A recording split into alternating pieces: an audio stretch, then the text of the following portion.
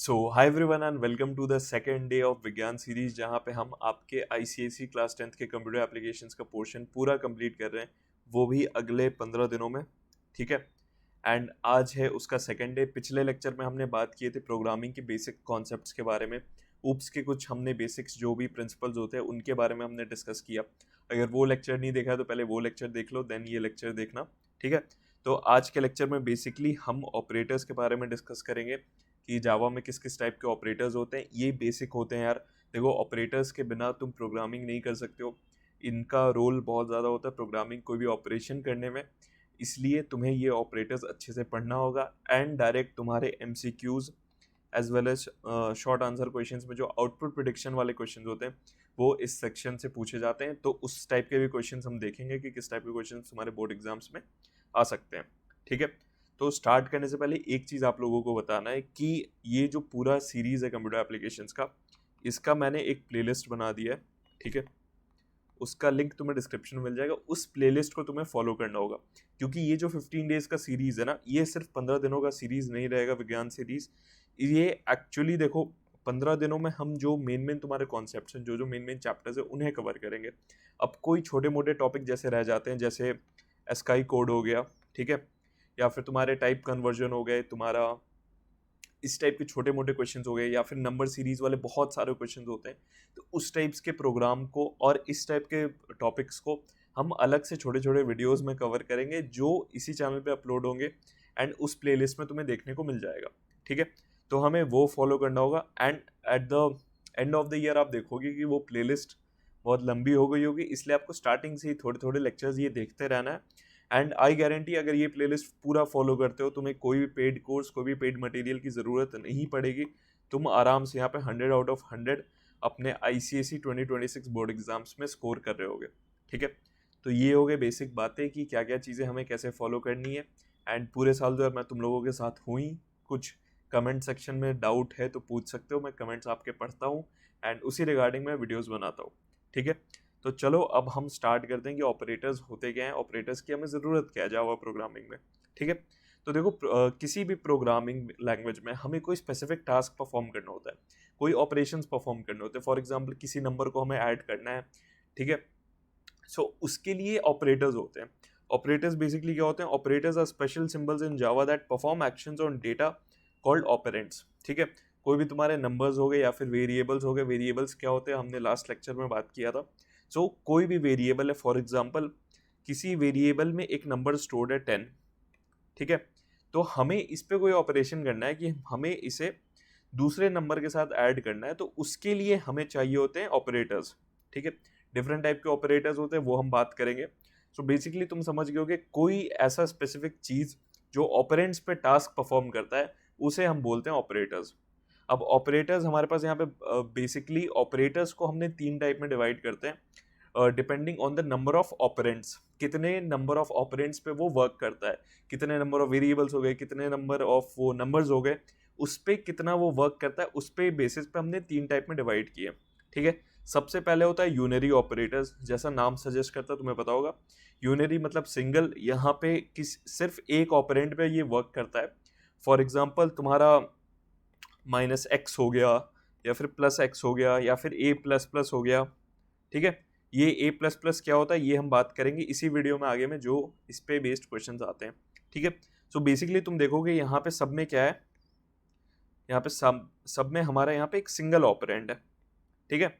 तो इसे हम बोलते हैं यूनरी ऑपरेटर्स, जो सिंगल ऑपरेंड पे टास्क परफॉर्म करते हैं। ओके। अब नेक्स्ट होते हैं बाइनरी ऑपरेटर्स। इसका भी नेम जैसे बताता है तुम्हें, बाइनरी ऑपरेटर्स क्या होते हैं। बाइनरी ऑपरेटर्स बेसिकली वो ऑपरेटर्स हो गए जो 2 ऑपरेंड्स पे टास्क परफॉर्म करते हैं। फॉर एग्जांपल, 2 नंबर का एडिशन हो गया। ठीक है। 2 नंबर का यहाँ पे मल्टीप्लिकेशन हो गया। बेसिकली यहाँ पे तुम देख रहे हो कि यहाँ पे हर जगह, हर एक्सप्रेशन में 2 ऑपरेंड्स इंक्लूडेड हैं। ठीक है। तो जहाँ पे 2 ऑपरेंड्स हैं वो हमारे हो गए बाइनरी ऑपरेटर्स। फिर आता है टर्नरी ऑपरेटर्स। टर्नरी ऑपरेटर्स में क्या है, 3 तरीके के, ये 3 ऑपरेंड्स पे ये वर्क करते हैं, acting as a compact if else statement. अब इफ एल्स स्टेटमेंट क्या है वो चीज़ हमें नहीं समझना, बस हमें समझना है कि इफ एल्स क्या होता है, कंडीशनल स्टेटमेंट्स होते हैं। उसके जगह पे हम टर्नरी ऑपरेटर्स यहाँ पे यूज़ करते हैं। ठीक है। तो इसका सिंटेक्स कुछ इस तरीके से रहता है कि पहले हम कंडीशन को लिखते हैं, देन एक क्वेश्चन मार्क यूज़ करते हैं, फिर उस कंडीशन का अगर वैल्यू ट्रू होता है तो अगर वो कंडीशन ट्रू होता है तो उसका जो वैल्यू रहता है वो यहाँ लिखते हैं, देन इस सिंबल का यूज करके हम सेकंड ऑप्शन लिखते हैं। अब ये चीज थोड़ा समझ नहीं आ रहा होगा, बट एक एग्जांपल से हम समझते हैं, ठीक है।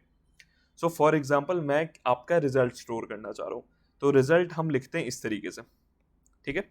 एक हमने वेरिएबल रिजल्ट ले लिया, फिर हम यूज करेंगे ये एक्सप्रेशन। तो ये होता है टर्नरी ऑपरेटर का एक्सप्रेशन। अब इसे हम पढ़ते कैसे हैं, देखो इसे इस तरीके से पढ़ा जाता है, if a is greater than b then a is the result, else, ठीक है, इस चीज को एल्स पढ़ो, else b is the result. Simple सा चीज है, if a is greater than b then a is the result, else b is the result. So इस चीज को हम इस तरीके से पढ़ते हैं, और ये क्वेश्चन आपके बोर्ड एग्जाम्स में आता है, बहुत बार पूछा गया है। आपको एक इफ एल्स स्टेटमेंट दे दिया जाएगा, उसे कहा जाएगा कि टर्नरी ऑपरेटर में चेंज करके दिखाओ, ठीक है। तो इसे हम एक और एग्जांपल से समझते हैं कि किस तरीके से ये होगा, ठीक है। फॉर एग्जांपल एक क्वेश्चन हम अपने बुक से लेते हैं। अगर आपको पता होगा, हमने अपनी बुक लॉन्च कर दी है कंप्यूटर एप्लीकेशंस के लिए, जहाँ पे बहुत ही तगड़े थ्योरी नोट्स और फिर इंपॉर्टेंट क्वेश्चंस है। हर एक टाइप के क्वेश्चंस इसमें इंक्लूडेड हैं जो आपके बोर्ड एग्जाम्स में पूछे जाएंगे। तो इसे आप ऑर्डर कर सकते हो, इसका लिंक आपको डिस्क्रिप्शन में मिल जाएगा, ठीक है। तो यहाँ से हम एक एग्जाम्पल जो टर्नरी ऑपरेटर्स के एग्जाम्पल में मैंने यहाँ पे इंक्लूड किया है वो हम देख ले रहे हैं, ठीक है।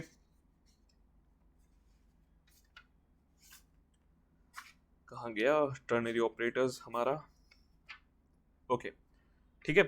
तो एक जैसे हम यहाँ पे क्वेश्चन लेते हैं कि यहाँ पे तो सेम क्वेश्चन हो गया कि मैक्स, हमें दो नंबर्स में कौन सा नंबर मैक्स है वो हमें निकालना है, ठीक है। तो उसके लिए हम क्या करेंगे, एक हमने यहाँ पे वेरिएबल लिया मैक्स, फिर दो वेरिएबल्स को यहाँ पे कंडीशन में लिखेंगे, if x is greater than y then, इस चीज को देन पढ़ते हैं हम, then max is x else max is y, ठीक है। आई होप ये चीज क्लियर हो गया होगा। यहाँ पे हम क्या कर रहे हैं, यहाँ पे हम दो नंबर्स को चेक कर रहे हैं कि मैक्सिमम कौन सा है। सो वो टर्नरी ऑपरेटर्स के हेल्प से इस तरीके से करेंगे, इसको इस तरीके से पढ़ेंगे, if x is greater than y then x is max else y is max, ठीक है। आई होप ये चीज आपको समझ आ गया होगा। अगर इस पे क्वेश्चन पूछता है कि इफ एल्स में कोई भी स्टेटमेंट दिया है आपको, इफ एल्स जब हम पढ़ेंगे तब इस चीज को और क्लियर होगा कि इफ एल्स से टर्नरी ऑपरेटर में कैसे चेंज करते हैं। फिलहाल के लिए आपको ऐसे समझ लेना है कि ये इस सिंटेक्स पे वर्क करता है, और इस टाइप से अगर क्वेश्चन हमसे पूछता है तो हम इसका आंसर दे सकते हैं, ठीक है। अब ये हो गए जो ऑपरेंड्स के बेसिस पे तीन टाइप्स के ऑपरेटर्स को हम यहाँ पे डिवाइड करते हैं, और ये हो गए टर्नरी ऑपरेटर्स, ठीक है। अब नेक्स्ट हम देखते हैं, अब अलग अलग यार स्पेसिफिकेशंस अलग अलग टास्क के अकॉर्डिंग हमने यहाँ पे ऑपरेटर्स को डिवाइड किया, जो कि सबसे पहले होते हैं आपके arithmetic operators, relational operators, logical operators, assignment, increment, decrement, short hand operators, और फिर आपके सिलेबस में दो ऑपरेटर्स का और शायद था, जो था डॉट ऑपरेटर और न्यू ऑपरेटर, वो भी हम डिस्कस करेंगे, ठीक है। सो ये बेसिक टाइप के ऑपरेटर्स हो गए जो अपने स्पेसिफिक टास्क के अकॉर्डिंग यहाँ पे डिवाइडेड है, ठीक है। तो सबसे पहले हम देखते हैं अरिथमेटिक ऑपरेटर्स क्या हो गए। अरिथमेटिक ऑपरेटर्स बेसिकली हो गए कोई भी आपको मैथमेटिकल फंक्शन, अगर कोई मैथमेटिकल फंक्शन आपको दो ऑपरेंड्स के बीच में परफॉर्म करना होता है, तब हम वहाँ पे अरिथमेटिक ऑपरेटर्स यूज करते हैं। इसमें कौन कौन से ऑपरेटर्स आते हैं, सबसे पहले आपका एडिशन का आ गया, देन आपका सब्ट्रैक्शन का आ गया, then multiplication, then division, then modulus, ठीक है। अब ये देखो, ये तो बेसिक आपको पता होगा कि एडिशन, सब्ट्रैक्शन और मल्टीप्लिकेशन क्या करेगा। डिवीजन यहाँ पे हमारा क्या करता है, डिवीजन अगर आप दो नंबर्स का करते हो तो यहाँ पे आपको क्वोशिएंट मिलता है, ठीक है। एंड मॉड्यूलस हमें क्या देता है, मॉड्यूलस हमें दो नंबर्स के बीच का रिमाइंडर देता है, ठीक है। सो इस चीज में तो यार आउटपुट एक्सप्लेन करने की जरूरत नहीं है, आप आराम से कर लोगे। बस हाँ, हमें एक चीज का यहाँ पे ध्यान रखना है, ये क्वेश्चन आता है 2 से 3 बार, अगर लास्ट 10 ईयर्स में आप देखोगे तो इस टाइप का क्वेश्चन पूछा गया है कि आउटपुट प्रिडिक्ट करो। बच्चों को लगता है सीधा आंसर है, बट इसमें गलतियां होती है। देखो फॉर एग्जाम्पल, कोई तुम्हारे पास आउटपुट बेस्ड क्वेश्चन दिया है, ठीक है। अगर तुम्हें int a is equal to, यहाँ पे मान लो हमें दिया है 7 दिया है, ठीक है, एंड बी यहाँ पे हमारा 2 दिया है। तो जब 7/2 करोगे ठीक है।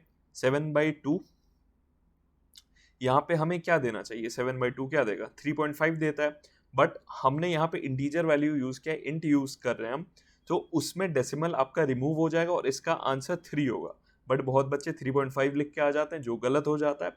वो तब हो पाता अगर आप डबल यूज कर रहे होते या फिर कोई और आप डेटा टाइप यूज कर रहे होते, बट हम यहाँ पे इंट अगर यूज कर रहे हैं तो 7/2 का 3 हो जाएगा, उसका डेसिमल वैल्यू रिमूव हो जाएगा। ठीक है। ठीक उसी तरीके से मॉड्यूलस में भी अगर फॉर एग्जांपल 8 मॉड्यूलस 3 है, ठीक है, सो ये आपको रिमाइंडर क्या देगा, अगर आप डिवाइड करोगे 3 और 8 को तो यहाँ पे क्या देगा ये, ठीक है। तो ये मॉड्यूलस साइन के लिए हम रिमाइंडर यूज करते हैं, ये याद रखना, दोनों यहाँ पे सेम वैल्यू आ जा रहा है, बट यहाँ पे हम क्वोशिएंट यूज नहीं करते हैं, जो आपका रिमाइंडर देता है डिवीजन पे वो मॉड्यूलस साइन पे हम यूज करते हैं, तो इसका आंसर 2 हो जाएगा। तो ये होते हैं आपके अरिथमेटिक ऑपरेटर्स, जहाँ पे हम कुछ मैथमेटिकल फंक्शंस परफॉर्म करने के लिए ये यूज करते हैं। ठीक है, आई होप ये चीज़ आपको क्लियर हो गया होगा। नेक्स्ट जो हमारे होते हैं वो होते हैं रिलेशनल ऑपरेटर्स। रिलेशनल ऑपरेटर्स को कंपैरिजन ऑपरेटर्स भी बोला जाता है, क्योंकि इनका काम ही होता है कि ये ऑपरेंड्स के बीच में कंपैरिजन करते हैं। ठीक है, तो ये किस टाइप के ऑपरेटर्स होते हैं, कौन कौन से आपको दिखने मिल जाएंगे, एक होते हैं इक्वल्स टू, ठीक है, एंड याद रखना ये क्वेश्चन भी पूछा गया है कि ये जो ऐसे अभी मैं असाइनमेंट ऑपरेटर आपको बताऊंगा तब ये चीज बताऊंगा। ठीक है, तो ये होते हैं आपके इक्वल टू, देन आता है हमारा नॉट इक्वल टू, ये नॉट इक्वल टू का साइन होता है,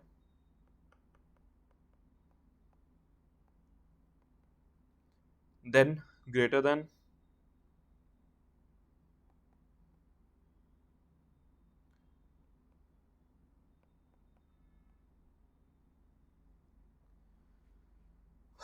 देन लेस देन। ठीक है, इस टाइप के ऑपरेटर्स आपने देखे होंगे, फिर ग्रेटर देन इक्वल टू और फिर लेस देन इक्वल टू। ये सारे ऑपरेटर्स आपने मैथ्स में यूज किया होगा, स्टार्टिंग से आपने क्लासेस में यूज किया होगा। तो ये होते हैं रिलेशनल ऑपरेटर्स, जो हम दो ऑपरेंड्स के बीच में रिलेशन प्रूव करने के लिए करते हैं। ठीक है, तो इक्वल टू बेसिकली क्या करता है, मान लो ए का वैल्यू यहाँ पे 5 है, ठीक है, एंड बी का वैल्यू 2 है, तो ये दोनों के बीच में कंपैरिजन करता है क्या दोनों इक्वल हैं। ठीक है, एंड याद रखना ए इक्वल टू बी ये डिफरेंट चीज है, and a double equals to b ये डिफरेंट चीज है। ए इक्वल्स टू बी में क्या होता है, यहाँ पे हम ए में बी का वैल्यू स्टोर कर रहे हैं, जहाँ पे सिंगल इक्वल्स टू होता है। जहाँ पे डबल इक्वल्स टू आ जाता है ये हो जाता है आपका रिलेशनल ऑपरेटर, जहाँ पे हम कंपेयर कर रहे हैं कि ए और बी इक्वल है या नहीं। तो इस केस में यहाँ पे क्या आएगा, इस केस में यहाँ पे फॉल्स आ जाएगा। ठीक है, कि 5 और 2 इक्वल तो नहीं है। ठीक उसी तरीके से तुम्हारा नॉट इक्वल टू हो गया, यहाँ पे अगर तुम्हारा आता है ए नॉट इक्वल टू बी, ठीक है, तो इसका ट्रू आ जाएगा, क्योंकि इसका मतलब क्या हुआ कि ए और बी इक्वल नहीं है, जो कि सच बात है, ए और बी इक्वल नहीं है, तो यहाँ पे ट्रू आ जाएगा। ठीक उसी तरीके से यहाँ पे ग्रेटर देन आप वैसे ही सॉल्व कर सकते हो, less than, greater than equal to और लेस देन इक्वल टू। ये सारे जितने आपको ऑपरेटर्स अभी दिख रहे हैं ना, ये आप जैसे जैसे प्रोग्रामिंग आगे बढ़ोगे, जो जो आप प्रोग्राम सॉल्व करते जाओगे, इन सारे ऑपरेटर्स का आपको वहाँ पे काम आएगा। ठीक है, नेक्स्ट अब देखते हैं logical operators. Logical operators basically वो ऑपरेटर्स हो गए जो हमें हेल्प करते हैं कॉम्प्लेक्स डिसीजंस, या फिर मल्टीपल बहुत सारे स्टेटमेंट्स होते हैं ना, उन्हें साथ में हमें यहाँ पे चेक करने में, ठीक है, मल्टीपल स्टेटमेंट्स को चेक करने में हमारे लॉजिकल ऑपरेटर्स हेल्प करते हैं। फॉर एग्जाम्पल देखो, यहाँ पे 3 टाइप के लॉजिकल ऑपरेटर्स होते हैं। पहला डबल एंड, इसको लॉजिकल एंड बोलते हैं, ठीक है, फिर लॉजिकल और फिर लॉजिकल नॉट। लॉजिकल एंड क्या करता है, लॉजिकल एंड में अगर 2 कंडीशंस दिए हुए हैं तो दोनों कंडीशंस ट्रू होना होता है, तभी जाके आउटपुट ट्रू होगा। ठीक है, एंड नॉट में क्या होता है, सॉरी और में क्या होता है, और में होता है कि दोनों में से अगर कोई भी एक कंडीशन ट्रू है तो आउटपुट ट्रू आएगा। एंड फिर नॉट तो आपको पता ही होगा कि ये वैल्यू को रिवर्स कर देता है बेसिकली। ठीक है, सो इसको हम एग्जाम्पल से समझते हैं। अगर यहाँ पे एक क्वेश्चन है हमारे पास, 5 greater than 3 and 2 is less than 4। ठीक है, तो इसका क्या होगा, 5 क्या 3 से ग्रेटर है, हाँ, 2 क्या 4 से लेस है, हाँ, तो दोनों ट्रू कंडीशन है, तभी यहाँ पे ट्रू आएगा। ठीक है, यहाँ पे दोनों कंडीशंस ट्रू है, दोनों कंडीशंस को फुलफिल होना पड़ता है अगर बीच में एंड डबल एंड यूज होता है। ये चीज़ आई होप समझ आ गया होगा, ठीक है। फिर और ऑपरेटर हो गया, और क्या करता है, सेम अगर इसी कंडीशन में और मान लो, ठीक है, एंड यहाँ पे हम मान लेते हैं 2 ग्रेटर देन 4, ठीक है, यहाँ पर भी ट्रू हो जाएगा क्योंकि दोनों में से एक कंडीशन तो ट्रू हो रहा था, एक कंडीशन ट्रू हो या ना हो, दोनों में से भी अगर एक कंडीशन भी ट्रू हो रहा होता है तो लॉजिकल और में यहाँ पे आउटपुट ट्रू आता है, ठीक है। फिर नॉट ऑपरेटर क्या होता है, ये वैल्यू रिवर्स कर देता है, जो भी आपका ट्रू आता है वो फॉल्स कर देता है। फॉर एग्जाम्पल अगर हमने यहाँ पे ऐसे लिख दिया नॉट 5 ग्रेटर देन 3, ऐसे तो इसका अगर सिर्फ 5 ग्रेटर देन 3 अगर देखो तो इसका क्या होगा, ये तो ट्रू हो जाएगा, बट यहाँ पे हमने नॉट सिंबल यूज कर लिया, नॉट 5 ग्रेटर देन 3 में यहाँ पे कंडीशन फॉल्स हो जाएगा, ठीक है। तो बेसिकली नॉट ऑपरेटर आपका जो भी वैल्यू रहता है वो रिवर्स कर देता है। एंड आई होप अभी तक जितना मैं पढ़ा रहा हूँ आप ऐसे एज अ मूवी नहीं देख रहे हो, इसे सॉल्व कर रहे हो, साथ में आपका पेन चल रहा होगा और रजिस्टर ओपन होगा, ठीक है। तो ये चीज़ साथ में सॉल्व करते रहो। अब देखते हैं नेक्स्ट टाइप के ऑपरेटर्स जो होते हैं असाइनमेंट ऑपरेटर्स। जैसे इसका नेम बताता है असाइनमेंट ऑपरेटर्स, कुछ असाइन करता है वैल्यूज, ठीक है। So assignment operators assign values to variables और update them by combining with arithmetic operators. अब इसका मतलब क्या हुआ, देखो असाइनमेंट ऑपरेटर्स कौन कौन से आते हैं, जैसे मैंने आपको रिलेशनल ऑपरेटर के टाइम बताया कि डबल इक्वल्स टू और सिंगल इक्वल्स टू में डिफरेंस होता है। सिंगल इक्वल्स टू आपका हो जाता है असाइनमेंट ऑपरेटर जो एक वैल्यू असाइन करता है, वही डबल इक्वल्स टू हमारा क्या हो जा रहा था, वो कंपैरिजन चेक कर रहा था कि दोनों इक्वल हैं या नहीं, ठीक है। तो ये सिंगल इक्वल्स टू हो गया, plus equals to, multiply equals to, मतलब अरिथमेटिक को यहाँ पे आप साथ में मिला देते हो, इस टाइप के ऑपरेटर्स, ठीक है। जितने उधर अरिथमेटिक वाले ऑपरेटर्स हो जाते हैं वो ये यहाँ पे मिक्स होके उसे हम असाइनमेंट ऑपरेटर्स बोलते हैं, ठीक है। तो बेसिकली इसका मतलब क्या हुआ, असाइन, सबसे पहले इसका तो असाइन वैल्यू हो गया, मतलब कहीं भी अगर आप देखते हो b इक्वल टू 10, तो ये क्या कर रहा है, b वेरिएबल में 10 वैल्यू को स्टोर कर दे रहा है, मतलब असाइन कर दे रहा है b को, ठीक है। तो उसे हम असाइनमेंट ऑपरेटर बोलते हैं। ठीक उसी तरीके से प्लस इक्वल्स टू क्या हुआ, एड एंड असाइन, ठीक है। कहीं भी तुम्हें देखने को मिले x प्लस इक्वल टू 5, तो इसका मतलब कुछ ही नहीं होता, इसी को शॉर्ट में हम लिखते हैं, इसका मतलब हो गया x is equal to x plus 5, ठीक है। तो इसी तरीके से हम ये होते हैं असाइनमेंट ऑपरेटर्स। बेसिकली देखो ये सारी इजी हैं, कंफ्यूजन अगर होता है आपको सिर्फ नाम से इनके याद रखना, असाइनमेंट ऑपरेटर्स मतलब क्या हुआ, जो वैल्यूज असाइन करते हैं, वैल्यूज असाइन वाले तुम्हें पता होंगे कौन से ऑपरेटर्स होते हैं। ठीक उसी तरीके से रिलेशनल ऑपरेटर्स, उससे कंपैरिजन ऑपरेटर्स बोलते हैं, वो कंपेयर करते हैं, ठीक है। तो अब ये हो गया असाइनमेंट ऑपरेटर्स। नेक्स्ट हम देखते हैं इंक्रीमेंट एंड डिक्रीमेंट ऑपरेटर्स, बहुत ही इंपॉर्टेंट है, इस पे हर साल क्वेश्चन रहता ही रहता है, ठीक है। आउटपुट बेस्ड क्वेश्चंस मिलेंगे तुम्हें, एक्सप्रेशन सॉल्व करने को मिलेंगे क्वेश्चंस। तो ये देखते हैं इंक्रीमेंट और डिक्रीमेंट ऑपरेटर्स होते क्या है, ठीक है। इंक्रीमेंट डिक्रीमेंट ऑपरेटर्स इंक्रीज और डिक्रीज वेरिएबल्स वैल्यू बाय 1। अब इसका मतलब क्या हुआ, कोई भी वेरिएबल है उसका वैल्यू एक से या तो डिक्रीज कर देता है या इंक्रीज कर देता है, बेस्ड ऑन कि कौन सा वहां पे तुम्हें ऑपरेटर दिया हुआ है, प्लस है या माइनस है, ठीक है।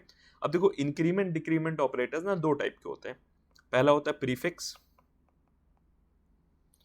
एंड सेकंड, आई गेस थोड़ा हमारा पेंसिल आज लैग कर रहा है, ठीक है, एंड सेकंड होता है पोस्टफिक्स। अब प्रीफिक्स पोस्टफिक्स क्या हुआ, जैसा इसका नेम बता रहा है, प्रीफिक्स मतलब हुआ किसी भी ऑपरेंड से पहले अगर उसका ऑपरेटर है तो उसे हम प्रीफिक्स बोलेंगे। ठीक उसी तरीके से पोस्टफिक्स, पोस्टफिक्स मतलब बाद में, ऑपरेंड के बाद में यहाँ पे ऑपरेटर अगर दिया हुआ है तो उसे हम पोस्टफिक्स बोलते हैं, ठीक है। एग्जाम्पल से समझते हैं, जैसे प्लस प्लस ए हो गया, ये आपका प्रीफिक्स हो गया, यहाँ पे आपका जो ऑपरेटर है प्लस वाला, या फिर माइनस माइनस ए हो गया, ये आपका ऑपरेंड के पहले, ऑपरेंड हमारा यहाँ पे क्या है, ए है, यहाँ पे हमारा ऑपरेंड, ठीक है, ये हमारा ऑपरेंड है, उसके उसके पहले यहाँ पे ऑपरेटर दिया हुआ है तो उसे हम प्रीफिक्स बोलते हैं। वही पोस्टफिक्स क्या हो गया, यहाँ पे कोई वैल्यू जैसे बी प्लस प्लस, ठीक है, एक्स माइनस माइनस, तो इसे हम पोस्टफिक्स बोलते हैं। जहाँ पे ये हमारा ऑपरेंड हो गया बी और एक्स यहाँ पे, उसके बाद में ऑपरेटर दिया हुआ है तो उसे हम पोस्टफिक्स बोलते हैं, मतलब बाद का चीज़ और वो बाद में होता है। बट सिर्फ इतना ही नहीं है, यहाँ इनका दोनों को ऑपरेशंस भी डिफरेंट होता है। प्रीफिक्स क्या करता है, प्रीफिक्स में पहले आपका ऑपरेटर आ गया ना, तो क्या करेगा, कोई भी नंबर अगर दिया हुआ है, उस ए का अगर कुछ वैल्यू है तो पहले हम उसमें ऑपरेटर यूज करेंगे, देन उस नंबर को यूज करेंगे, ठीक है। ऐसे समझ नहीं आ रहा होगा, एग्जाम्पल से समझते हैं। फॉर एग्जाम्पल यहाँ पे ए का वैल्यू मान लो 10 है, ठीक है। दोनों कंडीशन के लिए हमने रख लिया कि ए का वैल्यू यहाँ पे चलो यहाँ ए तो था नहीं, ए प्लस प्लस हम यहाँ एक लिख दे रहे हैं। ए का वैल्यू फॉर एग्जाम्पल 10 है यहाँ पे, तो प्रीफिक्स में क्या होगा, प्रीफिक्स में आप जब मेन एक्सप्रेशन सॉल्व करोगे, जब प्रोग्रामिंग में वो यूज होगा, तो पहले वो 10 यूज नहीं होगा। प्रीफिक्स में क्या हो रहा है, पहले प्लस साइन आ जा रहा है, तो पहले उसका वैल्यू अपडेट होगा। तो इसके लिए क्या हुआ, यहाँ पे इसका वैल्यू अपडेट हो जाएगा, वो 10 से 11 हो जाएगा, एक से वो इंक्रीज कर देता है, तो यहाँ पे ए का वैल्यू हमारा 11 हो जाएगा, ठीक है। ठीक उसी तरीके से मान लो माइनस माइनस ए होता, तो पहले माइनस सिंबल आ जा रहा है, पहले ऑपरेटर आ जा रहा है, तो पहले हमें उस पर ऑपरेट करना है, तो उसका साइन यहाँ पे 10 था अगर, ठीक है, तो 10 से वो 9 हो जाएगा, और फिर ए में यहाँ पे हम 9 लिखेंगे। ठीक ठीक उसी तरीके से अब पोस्टफिक्स में क्या होता है, पोस्टफिक्स में हम पहले वैल्यू यूज करते हैं, देन वैल्यू को अपडेट करते हैं, ठीक है। बस एक चीज याद रखना यहाँ पे, ठीक है, पहले अपडेट किया जाता है, देन वैल्यू यूज किया जाता है। वहीं पोस्टफिक्स में क्या किया जाता है, पहले वैल्यू को यूज किया जाता है, देन उसे अपडेट किया जाता है, ठीक है। तो बी प्लस प्लस में फॉर एग्जाम्पल यहाँ पे ए का हमने जैसे बताया था कि ए मान लो यहाँ पे 10 है, ठीक है, तो ए प्लस प्लस में क्या होगा, पहले तो हम 10 ही लिख देंगे, क्योंककि पहले हमें ऑपरेट नहीं करना, पहले सिंबल आया ही नहीं हमारे पास, तो पहले हमें वैल्यू एज इट इज लिख देना है, देन इसका वैल्यू अपडेट हो जाएगा, क्योंकि पोस्टफिक्स में जैसे हमने बताया कि पहले वैल्यू यूज करता है, फिर वैल्यू को यहाँ पे अपडेट करता है, ठीक है। तो यहाँ पे बैकएंड में इसका वैल्यू अपडेट हो जाएगा। आई होप ये डिफरेंस समझ आ गया होगा प्रीफिक्स और पोस्टफिक्स में। इसे 2-4 एग्जाम्पल से समझते हैं, तब ज्यादा जाके आपको क्लियर होगा, ठीक है। अब इसे हम क्वेश्चन से समझते हैं। क्वेश्चन देखो तुम्हारे पास कैसा आएगा, तुम्हें एग्जाम में 2 वेरिएबल्स फॉर एग्जांपल दे दिए जाएंगे, 3 भी दे सकते हैं, ठीक है। अब ए का वैल्यू यहाँ पे हमने 10 लिख दिया है, और बी का वैल्यू हमने यहाँ पे 6 लिख दिया है, ठीक है। अब यहाँ पे तुम्हें क्वेश्चन मिलेगा कि तुम्हें सॉल्व करना है A plus plus plus minus minus B plus क्या यूज कर सकते हैं यहाँ पे हम, प्लस प्लस ए, ठीक है। अब ये चीज और एक और यहाँ पे मान लेते हैं कि प्लस बी। अब सब में डिफरेंस है, देखो ये जो हो गया ना, जो साथ में तुम्हारे ऑपरेंड के प्लस प्लस है, वो तुम्हारा हो गया इंक्रीमेंट डिक्रीमेंट वाले ऑपरेटर्स हो गए, ये चीज अलग है, ये इन दोनों को ऐड करेगा, ठीक है। आई होप ये चीज समझ आ रहा होगा तुम्हें। ठीक उसी तरीके से ये चीज डिफरेंट है, ये चीज डिफरेंट है यहाँ पे। तो देखो इस क्वेश्चन में हमें करना है, सबसे पहले हमारे पास आया ए प्लस प्लस, जैसे मैंने बताया यहाँ पे कौन सा है, पोस्टफिक्स है ये, तो वैल्यू हम पहले चेंज ही नहीं करेंगे, पहले हम वैल्यू लिख लेंगे, ठीक है। तो यहाँ पे एज इट इज वैल्यू लिख लेंगे 10, बट पोस्टफिक्स में क्या होता है, वैल्यू बाद में चेंज हो जाता है, तो यहाँ पे तुम्हें कट कर देना होगा और इसे हम अपडेट कर देंगे 11, ठीक है। अब नॉर्मल प्लस सिंबल, अब माइनस माइनस बी, अब पहले यहाँ पे प्रीफिक्स है, तो पहले हम ऑपरेट करेंगे उसे, फिर उसका वैल्यू यूज करेंगे। तो बी का वैल्यू पहले से क्या था, 6 था, अब माइनस माइनस बी हो गया, तो इसे हम क्या करेंगे, 5 कर देंगे, ठीक है। आई होप ये चीज समझ आ गया। तो इसका वैल्यू हम यहाँ पे अपडेट कर देंगे, 5 कर देंगे, फिर प्लस का सिंबल और फिर प्लस प्लस ए। अब ये यहाँ पे क्या है, ये है अपना ये हमारा प्रीफिक्स हो गया, तो यहाँ पे क्या करेंगे, 11 यूज करेंगे, नहीं 11 देखो हमने ऑलरेडी अपडेट हो गया, तो उसका वैल्यू 11 ऑलरेडी हो चुका था। फिर अब आ रहा है प्लस प्लस ए, मतलब हमें 11 पे वर्क करना है, 10 पे नहीं, ठीक है, क्योंकि ए का वैल्यू अब 11 हो चुका है, 10 नहीं है। तो अब प्लस प्लस ए आ गया, ये प्रीफिक्स हो गया, तो पहले हमें इस पे ऑपरेट करना होगा, ठीक है। तो 11 था, अब इसे हम एक और इंक्रीज कर देंगे और वो हो जाएगा 12 यहाँ पे, ठीक है। तो अब ए का वैल्यू 12 हो गया, ठीक है। एंड देन यहाँ पे बी अकेला है, ये इंक्रीमेंट डिक्रीमेंट नहीं है, सिंपल बी का जो वैल्यू है वो हमें ऐड करना है, और बी का वैल्यू ओरिजिनल वैल्यू हमें यूज नहीं करना है जो क्वेश्चन में दिया था। बी का वैल्यू यहाँ पे अपडेट हो चुका है, ठीक है, तो बी का वैल्यू यहाँ पे हम 5 कर देंगे। अब इसे हम टोटल प्लस कर देंगे, जो आपका कितना हो गया, 17 27 प्लस 5 ये 32, ठीक है। तो ये हो गया आपका आंसर इस एक्सप्रेशन का। इस टाइप के क्वेश्चन बहुत ज्यादा आते हैं, तुम्हारे आउटपुट बेस्ड क्वेश्चन आएंगे या फिर डायरेक्ट एमसीक्यूज में पूछ सकते हैं। सो इस चीज को आपको प्रैक्टिस करना होगा, 2 से 4 क्वेश्चन आप प्रैक्टिस करोगे तो इजीली ये चीज हो जाएगा। आई होप ये चीज़ आपको यहाँ पे समझ आ गई होगी, ठीक है। अब नेक्स्ट हम देखते हैं इंक्रीमेंट डिक्रीमेंट देख लिया, आई होप ये चीज़ आपको समझ आ गया होगा। डिस्क्रिप्शन में लिंक मिल जाएगा, वहाँ से जाके सारे आप अच्छे मटेरियल एक्सेस कर सकते हो, ठीक है। कंप्यूटर एप्लीकेशंस के फ्री शॉर्ट नोट्स हमने 1 पेज नोट्स ऑलरेडी एप्लीकेशन पे डाले हुए हैं, एप्लीकेशन जाके डाउनलोड करो, वहाँ पे MCQs शॉर्ट नोट्स ये सब तुम्हें फ्री ऑफ कॉस्ट में कंप्यूटर एप्लीकेशंस के लिए मिल जाएंगे, उन्हें जाके प्रैक्टिस करो, ठीक है।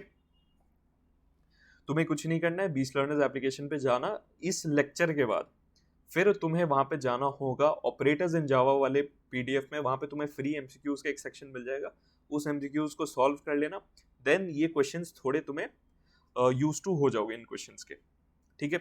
अब नेक्स्ट हम देखते हैं short hand operator. Short hand operators कुछ नहीं है, बेसिकली जिस तरीके से हम ऑपरेशंस लिखते थे उसी को एक शॉर्ट तरीके में लिखने का तरीका है। फॉर एग्जाम्पल, एक एग्जाम्पल से हम समझते हैं कि x equal to x plus 10, ठीक है, ये हम लिखते हैं। इसका मतलब क्या हुआ, x का जो वैल्यू होगा उसमें हम 10x में और बढ़ा रहे हैं। इसको दूसरे तरीके से हम कैसे लिख सकते हैं, इसको हम इस तरीके से लिखते हैं x प्लस इक्वल टू 10, इसको इस तरीके से भी लिखते हैं। तो बस यही है शॉर्ट हैंड ऑपरेटर्स, और कुछ थोड़ी है, इसे ही हम बोलते हैं शॉर्ट हैंड ऑपरेटर्स। जो तुम्हारे जिस तरीके से ऑपरेशन हम लिखते हैं तो उसी को एक शॉर्ट फॉर्मेट में लिख सकते हैं, इसे ही हम बोलते हैं शॉर्ट हैंड ऑपरेटर। ठीक उसी तरीके से x मल्टीप्लाई इक्वल टू 2, इसका मतलब क्या हुआ, इसका मतलब हो गया x is equal to x multiply 2। तो यही हो गया आपके शॉर्ट हैंड ऑपरेटर्स। तो वही है short hand operators are the assignment operators like plus equals to which combine arithmetic and assignments. I hope ये चीज क्लियर हो गया होगा। नेक्स्ट देखते हैं काउंटर्स। काउंटर्स देखो बेसिकली क्या होता है, आप जैसे अब प्रोग्राम जैसे जैसे अब जो हमारा नेक्स्ट लेसन रहेगा वो रहेगा इनपुट इन जावा का। अब इनपुट तुम यूजर से लेते हो, फिर उस पर कुछ ऑपरेशंस परफॉर्म करते हो। फॉर एग्जांपल अगर हम एक क्वेश्चन कर रहे हैं प्राइम नंबर का, ठीक है, हम क्वेश्चन कर रहे हैं हमें प्राइम नंबर फाइंड करना है, कौन सा प्राइम नंबर है, तो उसके लिए हम फैक्टर्स काउंट करेंगे। अब फैक्टर्स काउंट कैसे करेंगे, एक वेरिएबल हम उसके लिए लेते हैं, ठीक है। अगर आने वाले लेक्चर्स में आप लूपिंग पढ़ोगे तो उसमें क्या होता है, हमें अभी बेसिकली इतना समझ लो कि कोई ऐसा वेरिएबल जो हमें काउंटिंग में हेल्प करता है, जो हम इंक्रीमेंट डिक्रीमेंट ऑपरेटर्स के हेल्प से करते हैं, ठीक है। कोई मान लो ये लूप वाले स्टेटमेंट में होगा एंड हमारे फैक्टर्स काउंट कर रहे हैं, ये अपडेट होते जा रहा है हर बार, तो इसे ही हम बेसिकली काउंटर बोलते हैं, ठीक है। अ counter is a variable that tracks the number of times an event occurs, typically updated using plus plus और माइनस माइनस, ठीक है। ये चीज समझ आ गया होगा। बहुत जगह ऑपरेशन तुम्हें इस तरीके से भी करने होंगे, जैसे जैसे फॉर एग्जांपल तुम्हारे नेस्टेड लूप्स वाले क्वेश्चंस आ गए जहाँ पे पैटर्न्स हमें सॉल्व करेंगे, तो इस टाइप के तुम्हें काउंटर्स देखने को मिलेंगे, वो वहां पे काम आते हैं, ठीक है। नेक्स्ट हो गया एक्यूमुलेटर्स। अब देखो ये सब पॉइंट्स तुम्हें लग रहा होगा क्यों मैं पढ़ा रहा हूँ, अगर तुम अपना सिलेबस ओपन करके देखो, तुम ये पूरा सीरीज फॉलो करके देखोगे ना, फिर अपना सिलेबस ओपन करोगे, तुम्हें लगेगा कि भैया ने किस एक भी सिंगल पॉइंट नहीं छोड़ा है, जो भी तुम्हारे सिलेबस में यहाँ पे पॉइंट्स है हर एक चीज मैं यहाँ पे पढ़ा रहा हूँ, ठीक है। तो ये चीज हमारा हो गया एक्यूमुलेटर। अब क्या होता है, an accumulator is a variable that collects और sums value over time often using plus equals to और अरिथमेटिक ऑपरेटर्स। जैसे हमने काउंटर्स डिस्कस किया, एक्यूमुलेटर्स भी कुछ उसी टाइप के होते हैं, ठीक है। फॉर एग्जांपल तुम्हारे पास एक क्वेश्चन आता है कि फर्स्ट 10 नेचुरल नंबर्स का तुम्हें सम लेना है, ठीक है। अब सम तुम कैसे लोगे, एक तुम वेरिएबल में लोगे, ठीक है।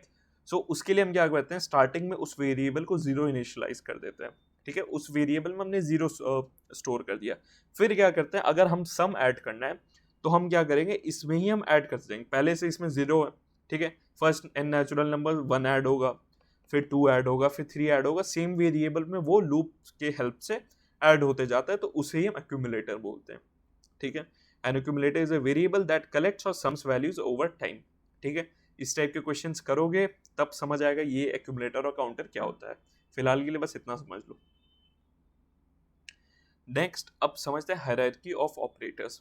अब इतने टाइप्स के हमने ऑपरेटर्स पढ़ लिए, अलग अलग असाइनमेंट ऑपरेटर्स होते हैं, लॉजिकल ऑपरेटर्स होते हैं, बट किसी गिवन एक्सप्रेशन में हर डिफरेंट टाइप के ऑपरेटर्स तुम्हारे यूज हो सकते हैं।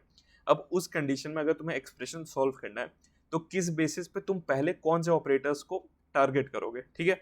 जैसे तुमने मैथ्स में बॉडमास पढ़ा होगा, तो एक रूल रहता था कि पहले हाँ ब्रैकेट को सॉल्व करेंगे, फिर डिवीजन, फिर मल्टीप्लिकेशन, इस टाइप से। ठीक उसी तरीके से यहाँ पे जावा में भी, प्रोग्रामिंग में भी एक हायरार्की रहता है कि ऑपरेटर्स को हम किस तरीके से, यहाँ पे आप पहले वो दोगे, पहले कौन सा हम सॉल्व करेंगे, ठीक है। तो the hierarchy of operators determine the order in which operators are evaluated in a complex expression ensuring correct result, ठीक है। अब यहाँ पे तुम्हें दो, ठीक है, दो टर्म्स देखने को मिलेंगे, एक हो गया प्रेसिडेंस एंड सेकंड हो गया एसोसिएटिविटी। आई डोंट नो यार, पेंसिल आज बहुत ज़्यादा लैग कर रहा है, क्या इशू है, ठीक है। तो ये दो चीज़ों के, एक प्रेसिडेंस होता है, एक एसोसिएटिविटी। अब ये दोनों चीज़ क्या होती है वो देखते हैं। प्रेसिडेंस बेसिकली हो गया ऑपरेटर्स, हम कैसे, कौन से ऑपरेटर्स पहले यहाँ पे टारगेट करते हैं, ठीक है। The hierarchy of operators determine the order in which operators are evaluated in a complex expression ensuring correct results, ठीक है।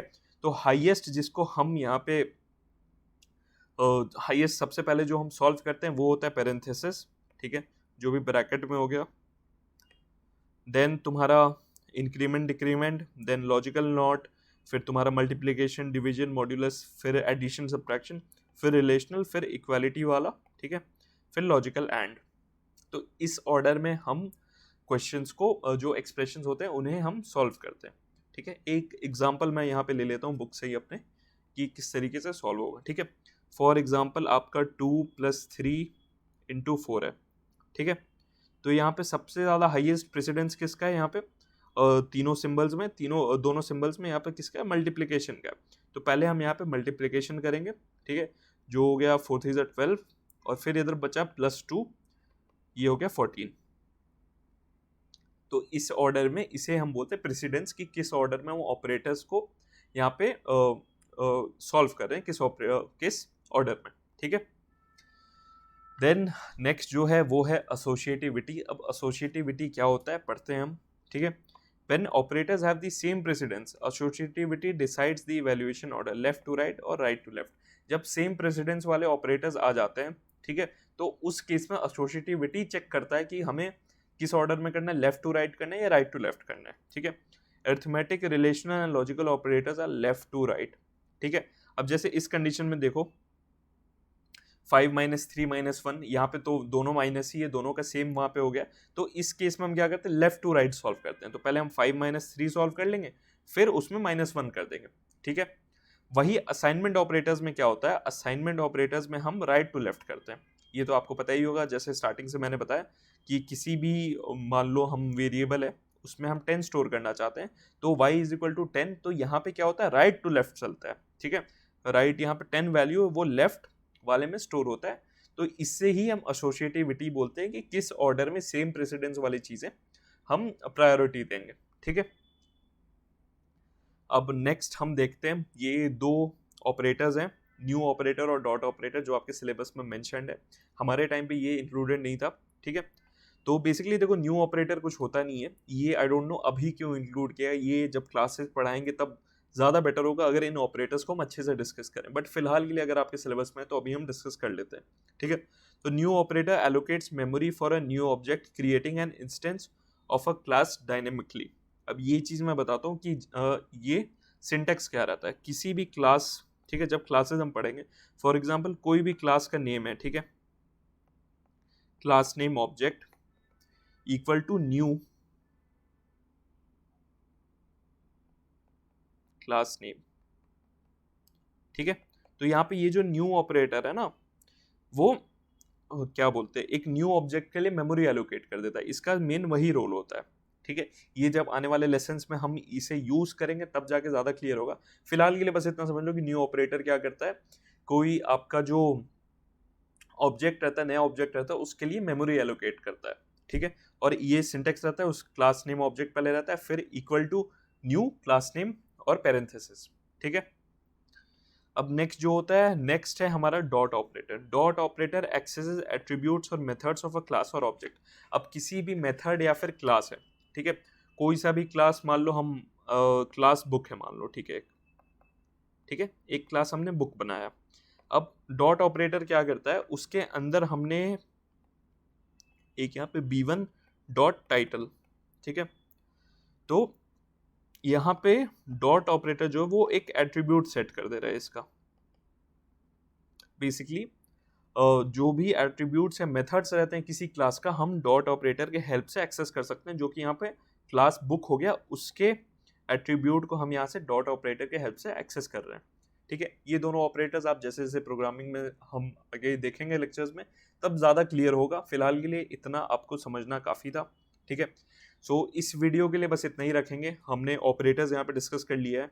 ठीक है, डिफरेंट टाइप के ऑपरेटर्स डिस्कस कर लिए, जिस पे ज़्यादा क्वेश्चन आते हैं, इंक्रीमेंट डिक्रीमेंट, उस पर हमने क्वेश्चन भी डिस्कस कर लिए।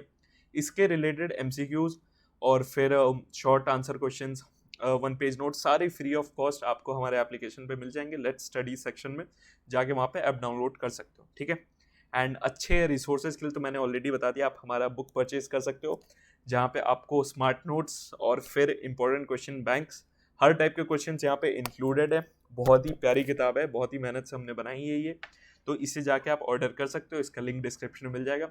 आज के लेक्चर के लिए बस इतना ही। Thank you so much for watching, मिलते हैं नेक्स्ट लेक्चर में।